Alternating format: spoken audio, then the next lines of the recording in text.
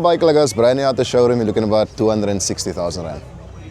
Maintenance, standard, it isn't too expensive. We're looking about 3 grand for service, oil and filter service. But when you get to this level of bike, then you're looking at, give or take, just to have it on the track for the day, about 10,000 Rand.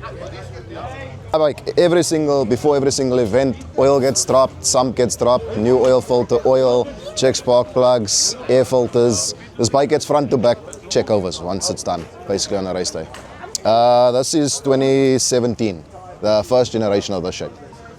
I paid 194,000 Rand for this bike. They generally sell in the range of around 200,000.